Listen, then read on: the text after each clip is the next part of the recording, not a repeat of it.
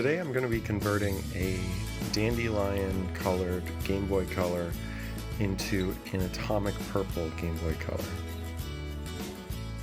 The first thing I'm going to try to do is turn on the Game Boy. As you can see, as I'm flipping the switch on and off, nothing's happening. It has some batteries, but it just won't turn on. This Game Boy Color has a lot of deep scratches in its shell, and that's why I'm going to be giving it a brand new shell.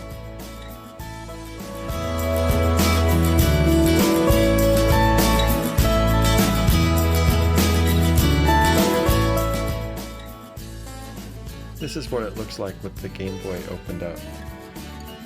It looks like there's a bit of corrosion here, and as you're about to find out, this is going to cause me some pretty serious problems. Unfortunately, I didn't spend enough time inspecting this Game Boy when I first opened it up. Otherwise, I probably would have treated it a bit more delicately.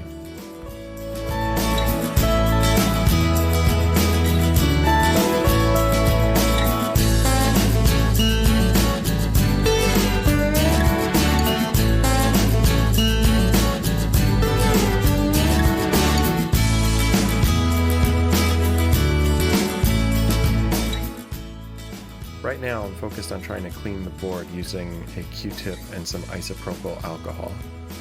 The isopropyl alcohol is really effective at cleaning circuit boards because it evaporates really quickly, which reduces the likelihood that it will cause a short.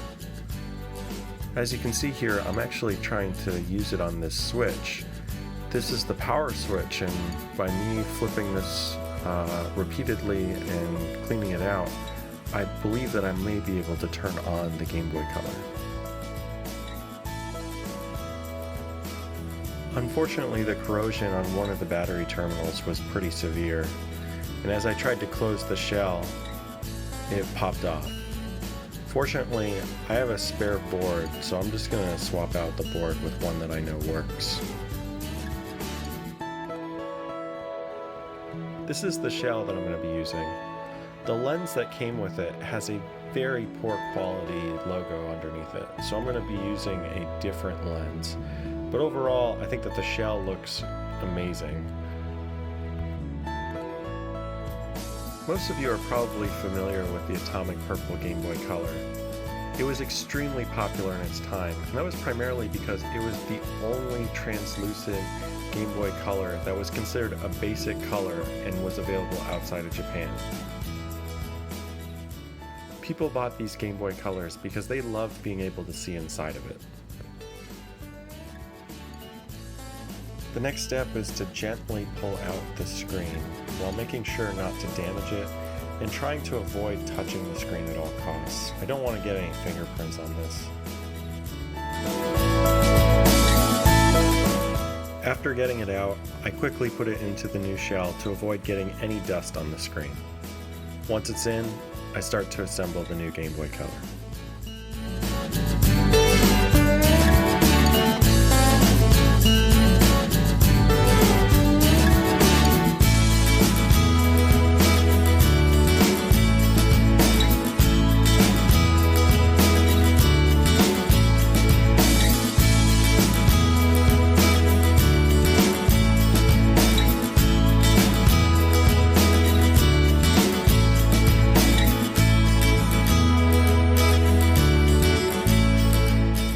Once everything's been put back together, it's important for me to test everything and make sure that all of the buttons are functioning as intended.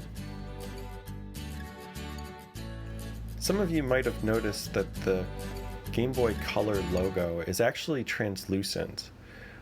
I don't know if this is intentional or not. I'm not a huge fan of it, but I'm going to stick with it right now because unfortunately this is the only lens that I have available. It looks kind of neat. I could see how someone might like it.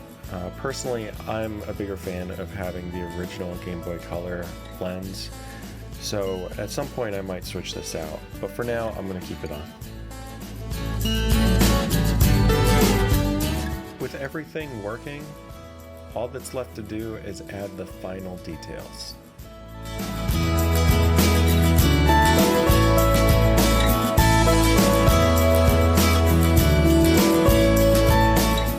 And of course, for the finale, we get to do my favorite part.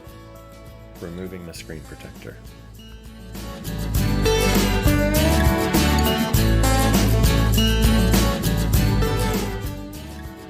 If you like this video, then please check out the other videos on my channel. Also, please be sure to hit the like and subscribe button. They both help me out.